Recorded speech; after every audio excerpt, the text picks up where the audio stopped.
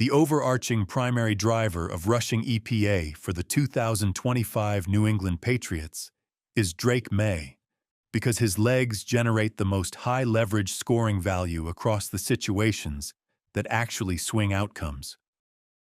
Even when his raw yardage is modest, Maye consistently converts in the highest value environments, posting elite EPA on the perimeter plus 20.4 outside the tackles, maintaining strong EPA versus light boxes plus 7.7, driving shotgun runs plus 8.4, and becoming the clear finisher near the goal line, plus 10.0 red zone, plus 3.7 goal to go. His rushing is not about being a running back. It's about breaking defensive rules, extending drives, and turning tight red zone windows into touchdowns, which is why he also becomes the closer in game script leverage. Best EPA while leading at plus 12.5. Best EPA when tied at plus 6.4. And neutral but controlled when trailing. Right behind him as the second major EPA driver is TreVeyon Henderson, who supplies the Patriots' sustainable down-to-down rushing foundation and is the only true running back who pairs volume with efficiency and positive value at scale plus 7.7 overall rushing EPA.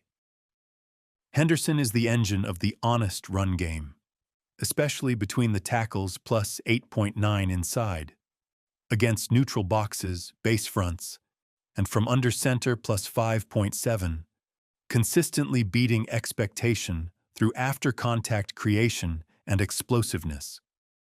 Even in stacked boxes, he produces rare efficiency, 6.2 yards per carry with plus 2.9 RYOE per attempt, showing he can win even when defenses overload the run.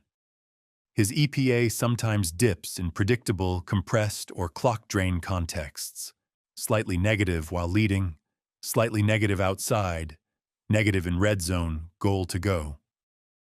But that's largely a reflection of situational math. Henderson is often used as the setup and attrition piece rather than the finisher.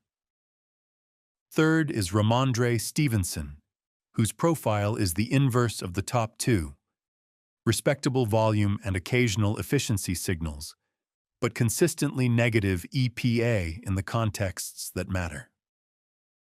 Stevenson repeatedly shows positive rushing yards over expected in multiple splits, yet his EPA collapses, most notably in neutral box rushing, 34.4, inside the tackles, 29.6, under center, 23.7, while leading, 25.5, and even when tied negative 7.3. The pattern is consistent. His carries often come in predictable or unfavorable leverage windows where modest gains fail to convert, stall drives, or leave the offense behind schedule. He can get yards, but he does not reliably turn those yards into points or win probability advantage. After the top three, the rushing profile becomes mostly situational noise. Antonio Gibson and Terrell Jennings produce small sample spikes, Jennings occasionally positive EPA, Gibson occasionally explosive efficiency, but neither shows consistent, scalable value, and gadget or emergency rushers, DeMario Douglas, Mac Hollins, Kyle Williams, D'Ernest Johnson, are largely negligible or negative. Put simply, New England's run game is not committee-driven. It is a dual-threat ecosystem where Maye is the leverage weapon and red zone closer. Henderson is the efficiency engine and between the 20s stabilizer, and Stevenson is the volume absorber whose usage too often turns into hidden EPA drag. The primary driver of Drake Maye's 2025 EPA profile is clean structure coverage solving, where his combination of accuracy, anticipation, and leverage selection turns stable pockets into outright defensive hemorrhage. With no pressure, he generated plus 0.45 EPA per attempt and plus 159.7 total EPA, pairing a 77.2% completion rate with 8.9 yards per attempt. Numbers that only coexist when a quarterback is attacking beyond the sticks and throwing before windows fully open. From there, the next EPA engine is his vertical punishment layer, which prevents defenses from compressing the field to survive his efficiency. On throws of 20-plus air yards, Maye produced plus 1.37 EPA per attempt, with a 40.4% explosive rate and massive completion over expected, meaning deep shots were not variance plays, but systematic value creators. Sitting just beneath that is his intermediate dominance, 10 to 19 air yards, the NFL's most difficult throw band, where he sustained plus 0.45 EPA per attempt with anticipation through linebacker safety overlap, confirming that his success is driven by processing and timing rather than reaction or receiver bailout. The next tier of value comes from weaponized efficiency in the short and quick game, which is what keeps the entire structure intact. Under 10 air yards and under 2.5 seconds, Maye still generated plus 0.24 EPA per attempt with explosive rates near 30 to 38%. An absurd outcome for areas normally designed to merely avoid loss. Because these throws create real expected value instead of neutral outcomes, defenses cannot overplay intermediate routes, blitz early downs, or sit in static shells without consequences. Linebackers widen, safeties hesitate, and the deeper layers reopen. That same logic extends to play action, which acts as a multiplier rather than a crutch. Maye posted plus 0.29 EPA per attempt with 0 interceptions, converting defensive hesitation into explosives without increasing risk, while still maintaining positive EPA even when play action is removed entirely, proof that the offense is quarterback-driven, not deception-dependent. Below that sits his anti-blitz profile, which removes one of the league's most common defensive escape hatches. Against the blitz, Maye produced plus 0.27 EPA per attempt, with 15 touchdowns and 0 interceptions, turning vacated zones into chunk plays rather than survival throws. Importantly, blitz does not equal pressure for him. Only immediate interior disruption without coverage compromise meaningfully compresses value. That distinction explains the lone environment where defenses win on net. True pressure. Under pressure, his accuracy remains intact, plus 10.4% completion over expected, but EPA falls to minus 0.09 per attempt, signaling value compression rather than recklessness. He will concede efficiency before conceding the ball. This makes the weakness narrow, identifiable, and coachable rather than systemic. Layered beneath all of this is depth-agnostic targeting, which eliminates defensive hiding places. Maye was elite outside the numbers plus 0.59 EPA per attempt, elite in tight windows plus 0.46 EPA per attempt, stable through the slot, mirroring his baseline, and still positive to the backfield plus 0.18 EPA per attempt, with a 34% explosive rate. Boundary leverage, middle-of-field anticipation, and disciplined outlet usage all reinforce the same conclusion. Correct defense does not guarantee negative outcomes against him. That is why the Baltimore interception fits the profile rather than contradicting it. It required elite personnel, late bait, and aggressive corner technique to turn a normally winning anticipation throw into a turnover. Put together, Drake Maye's 2025 season defines a rare archetype, a vertical-capable efficiency quarterback with intermediate dominance, turnover discipline, and processing speed who shrinks defensive solution space until only immediate interior disruption remains viable. Defenses are not choosing how to stop him. They are choosing how they lose. New England's primary driver of receiving EPA in 2025 was Stefon Diggs' every down efficiency layer, the offense's most repeatable source of positive value because his targets combined volume and high leverage efficiency across depths and alignments. Diggs's profile, 99 targets, plus 63.3 receiving EPA, elite catch rate and completion over expected, plus major yards after catch over expected, meant Patriots' pass plays weren't just completed. They consistently raised scoring expectation. Short game rhythm throws became chain-moving gains. Seams and inbreakers became field flippers, and even boundary windows stayed efficient. The second driver was Hunter Henry's leverage and touchdown gravity, where the raw efficiency wasn't always spectacular by rate, but the context was, his targets disproportionately lived in scoring and third down zones, turning tight end usage, especially short and play action, into real EPA through touchdowns and high leverage conversions. From there, the next EPA layer was Kayshon Boutte's explosive finishing, lower volume but disproportionately high value when deployed vertically and outside the numbers. His deep vertical production, elite completion over expected on true downfield shots, high EPA per target, and a touchdown-heavy profile, shows the Patriots' explosive game wasn't random, it was role-locked. Boot as the vertical scorer, Diggs as the leverage dictator, and Henry as the red zone closer. DeMario Douglas then functions as the efficiency amplifier rather than the centerpiece. He wasn't fed like a true alpha, but his separation and yards after catch creation, especially from slot motion looks and even on selective verticals, turned the short to intermediate game into extra EPA by converting space into real gains, particularly versus blitz and off coverage. Mac Hollins sits below that as a structural possession value contributor, positive EPA largely through situational chain moving and intermediate reliability, but with limited after-catch creation, more catch point wins than space wins. Finally, the backfield rounds out the profile as a designed efficiency floor, led by Rhamondre Stevenson.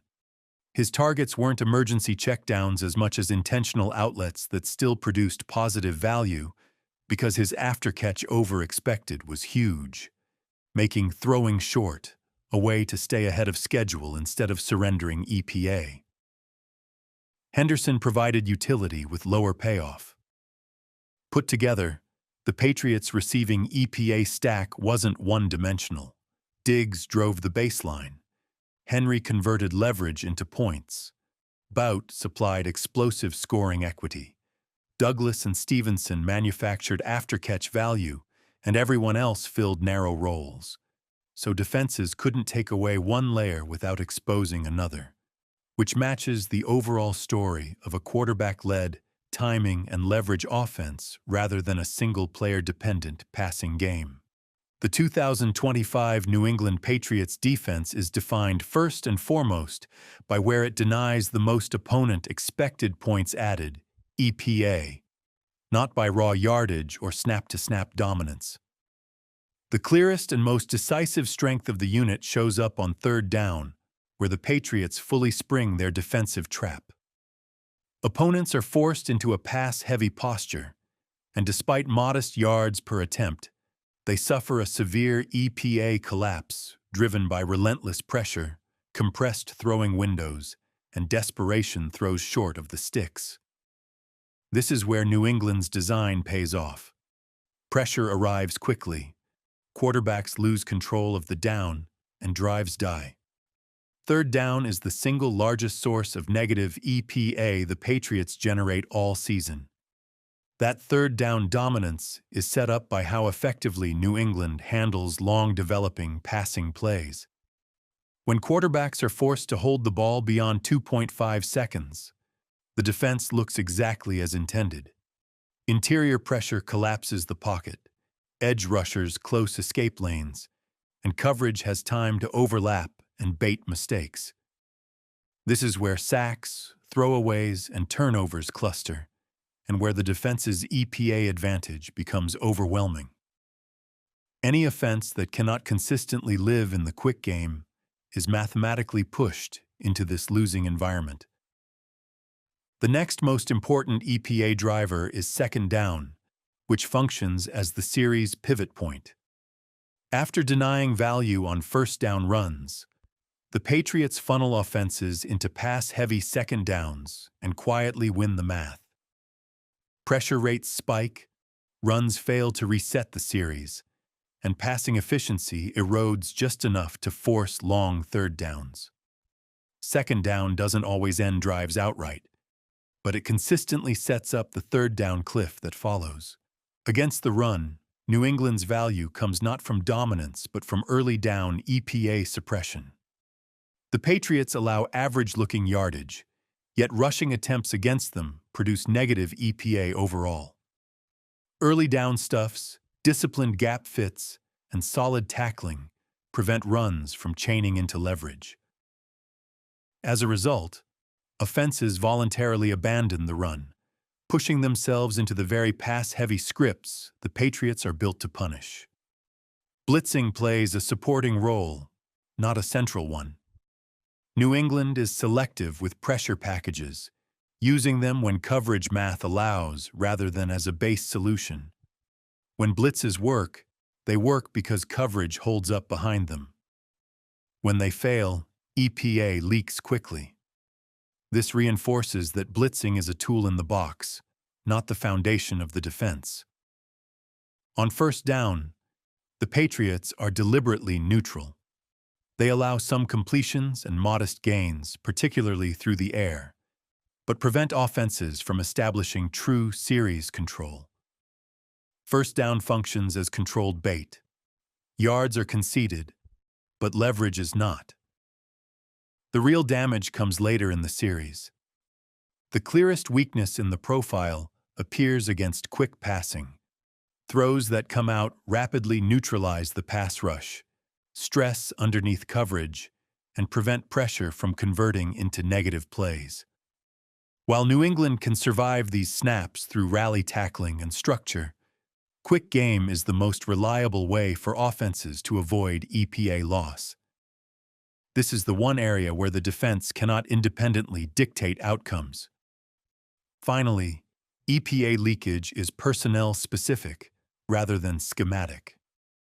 When offenses can isolate particular coverage stress points, especially in the slot or underneath zones, and avoid the defense's strongest leverage players, efficiency swings back toward the offense. The scheme itself holds. The damage occurs when matchups are won quickly before pressure can matter.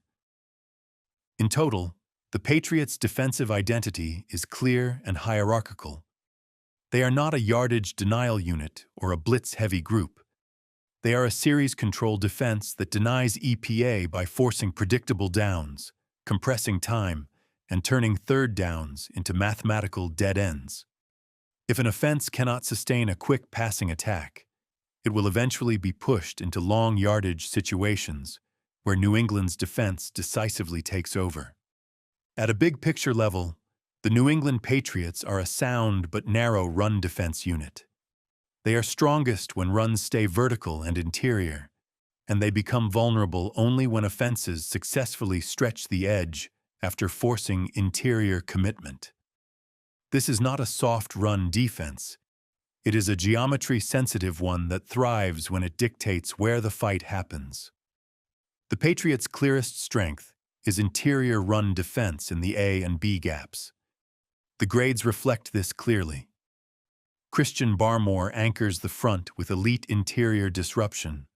Leonard Taylor III provides consistent secondary penetration, and multiple defensive tackles and nose tackles cluster in solid mid-60s grades. At linebacker, players like Jelani Tavai, Jack Gibbons, and Christian Ellis grade in the low to mid-60s, reinforcing disciplined fits rather than splash plays. The result is consistent interior resistance. Penetration shows up early, collision density is high, and rushing efficiency drops quickly when backs are forced to win through bodies instead of space. When offenses try to live in LG, ML, or MR, New England reliably reduces yards per carry, creates negative plays, and turns rushing into EPA volatility rather than series control. This interior strength is reinforced by a clear spill and compress philosophy. The Patriots are disciplined about forcing runs inward, squeezing lanes early, and delaying decision points for ball carriers. That structure punishes stay-on-schedule rushing and prevents backs from chaining modest gains into leverage. Even when yardage looks acceptable, the math quietly tilts against the offense by denying clean second and short situations. The vulnerability appears only after interior stress has already been established. The weaker points in the run defense grades cluster on the perimeter and at the back end. Edge defenders such as K'Lavon Chaisson and Braden Swinson sit in the mid-60s. Second-level force players trend similarly, and safeties involved in run support fall into the low 50s.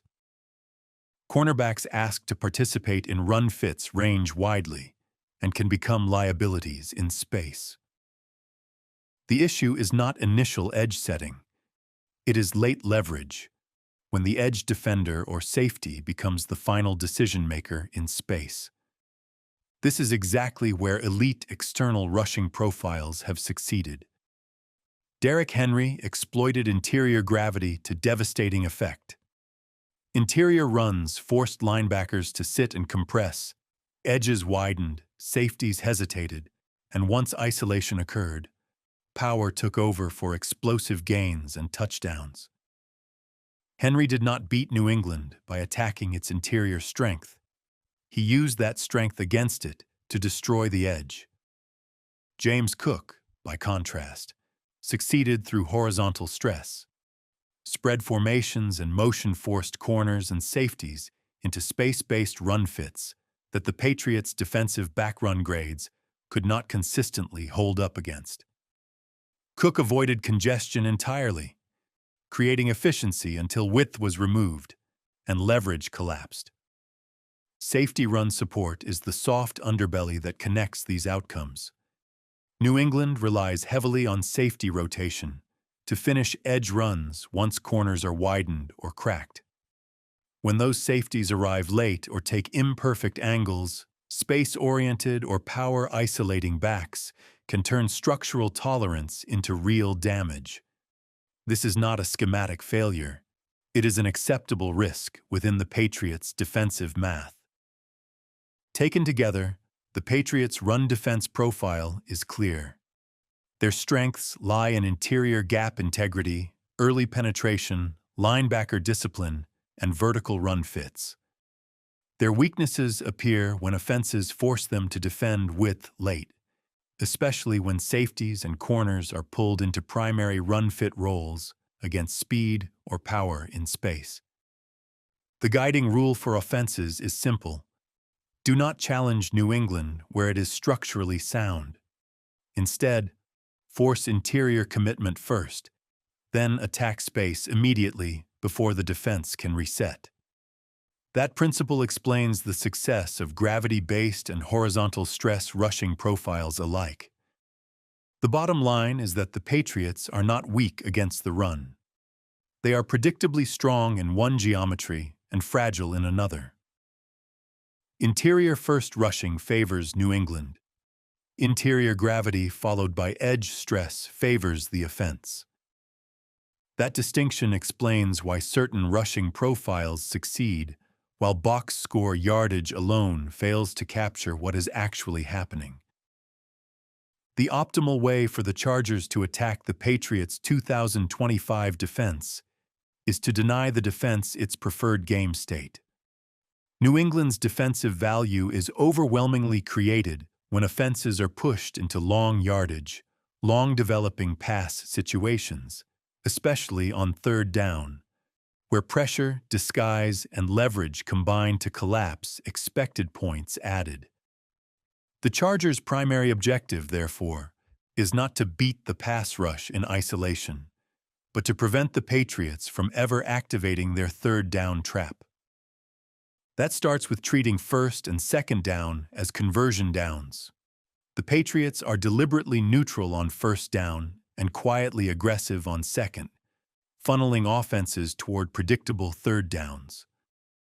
The Chargers must flip that script by winning early downs with quick, decisive plays that turn 1st and 10 into 2nd and manageable. This means a heavy emphasis on quick game concepts: slants, sticks, spacing, shallow crossers, option routes, and RPO access throws. These plays attack the defense before pressure can matter and directly target the area where New England is least capable of creating negative EPA, snaps where the ball comes out fast. The quick passing game is the Chargers' most important weapon, not as a fallback, but as the offensive foundation. New England's coverage structure is built to punish patience. It is far less effective against rhythm throws that eliminate time to throw entirely. Certain Patriots defensive backs consistently leak EPA when targeted in the quick game, particularly from the slot and underneath zones, while their top outside corner thrives specifically at denying quick throws. The Chargers must be disciplined about where those throws go. The goal is not short passes everywhere, but short passes at the right defenders, using alignment, motion, and bunch formations to avoid the Patriots' strongest cover man and repeatedly stress their weaker processing defenders. Protection-wise, the Chargers should assume that interior pressure will arrive eventually, even on snaps classified as no pressure.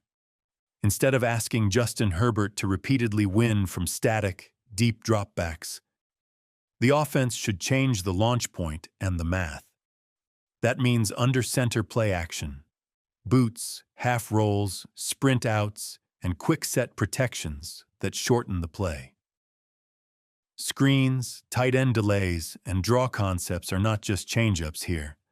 They are pressure punishment, forcing the Patriots' front to hesitate instead of pinning their ears back.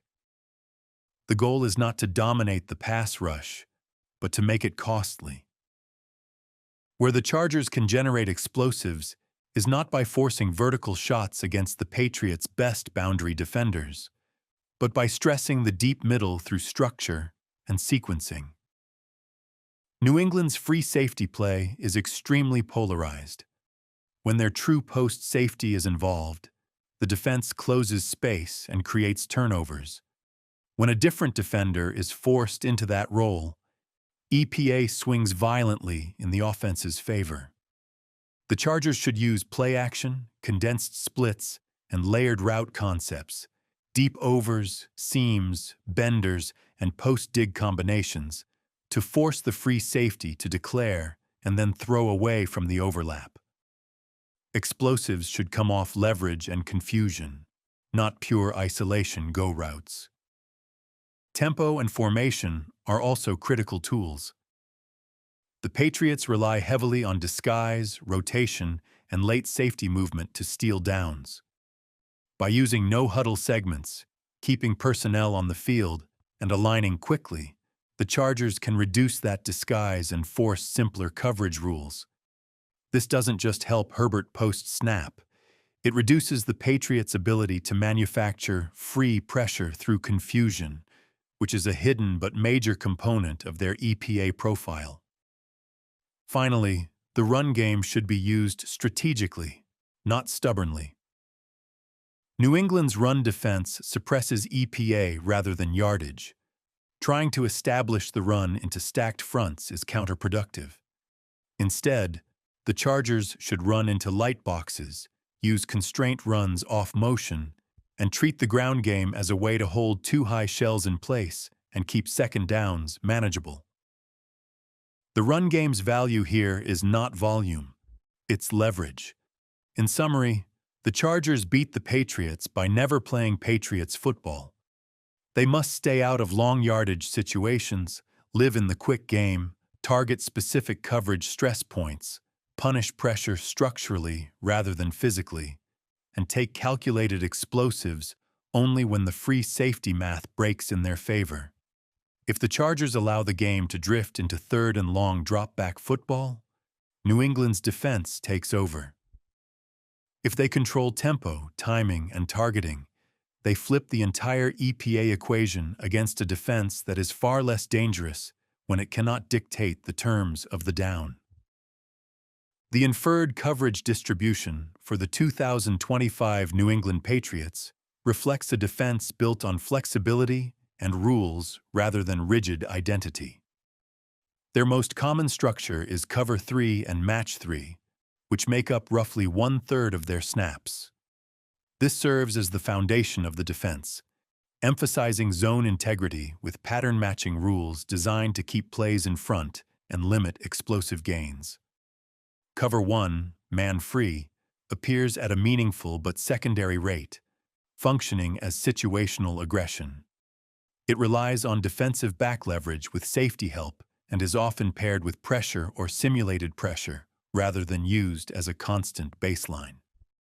Cover 2 and zone match variations appear as change-ups, particularly against condensed formations and on early downs, allowing corners to squat while safeties read the quarterback.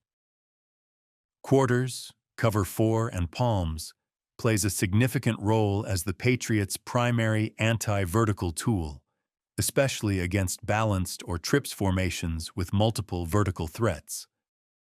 Cover 6, a quarter-quarter-half structure, is used more selectively as a formation-specific answer, most often to trips, allowing the defense to tilt coverage strength. Zero or pressure man coverage shows up only sparingly and almost exclusively in high-leverage moments, tied to down and distance or red zone situations. Taken together, this distribution shows that New England is neither a man-heavy defense nor a static zone unit. Instead, it operates as a rules-based match zone system that rotates its answers depending on offensive spacing and formation. Structurally, the Patriots are best understood as match first, man second. Even when snaps are charted as zone, many function as man match after the receiver declares his release. This is why completion percentages against them can appear normal while expected points added remains suppressed.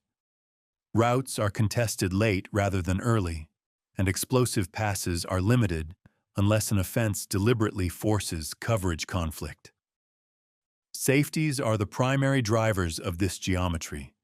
They rotate late to disguise cover 3 versus quarters, drive aggressively on in-breaking routes, and trigger downhill once vertical threats declare. This approach tightens intermediate windows, but naturally creates horizontal stress points. Corners, meanwhile, are coached to play leverage rather than isolation. Outside leverage funnels routes toward help, and flat defenders are taught to force checkdowns rather than gamble for interceptions. The result is a defense that prioritizes EPA denial over turnover hunting. The coverage structure also explains where the Patriots are most vulnerable. Their breakdowns tend to come on concepts that exploit horizontal stretch and rules conflict, such as flood and sail concepts against cover 3 rotations, over routes paired with flat control that force a zone defender to choose, motion into stacks that delay match responsibilities, and late leaking running backs or tight ends once safeties commit to vertical threats. When offenses stretch the field horizontally before attacking vertically, the Patriots' coverage percentages lose their structural advantage. Situationally, the tendencies remain consistent with this philosophy. On early downs, the defense leans more heavily on cover 3 and quarters to protect structure. On third and medium, cover 1 usage increases and simulated pressure becomes more common. In the red zone, quarters and cover 6 dominate as tools to limit fades and seams. When backed up or defending the fringe of field goal range, cover 2 appears more often than expected as a way to cap vertical throws and force short completions. In total, The Patriots can be accurately described as a geometry-driven match zone defense that prioritizes explosive play denial and expected point suppression over raw coverage wins. Their coverage usage reflects control rather than aggression, placing the burden on offenses to execute cleanly across multiple layers, something most opponents struggle to do consistently. The coverage grades table you provided cannot directly confirm specific coverage shells such as Cover 1, Cover 3, Quarters, or Cover 6, because it contains only player-level coverage outcomes and no information about coverage calls or shell structure. There are no fields for single high versus two high, man versus zone, or coverage family snap counts. As a result, exact percentages for each coverage type cannot be verified from this dataset alone. What the table does allow is a structural consistency check on the broader defensive identity. The strongest signal comes from the linebacker target profile. Across multiple Patriots linebackers, offenses are completing an extremely high percentage of passes, often above 85%, at very low average depths of target, generally between 2 and 4 yards, with significant yards after catch. That combination strongly indicates a defense that is intentionally conceding underneath completions while protecting intermediate and vertical routes. This pattern aligns far more closely with zone match concepts such as Cover 3 match, quarters, and split field coverages than with a man-heavy or zero-pressure identity, where completion rates on short throws tend to be more volatile and matchup dependent. At the same time, the cornerback data shows a contrasting profile. Patriots corners are being targeted at much greater depths, often 10 yards or more downfield, with noticeably lower completion percentages. This split, easy completions underneath against linebackers paired with more contested throws to the perimeter, is exactly the geometry produced by defenses that prioritize explosive pass denial and force offenses to string together low-value throws. Safeties fall between these two extremes, further reinforcing the picture of layered zone responsibilities rather than pure man isolation. The edge defender coverage snap percentages add another confirming clue. Patriots' edge players rarely drop into coverage, which suggests the defense is not built around heavy fire zone or blitz rotation concepts that would blur coverage responsibilities. Instead, the pass rush and coverage appear structurally separated, with coverage doing much of the EPA suppression work on its own, again consistent with a zone match foundation.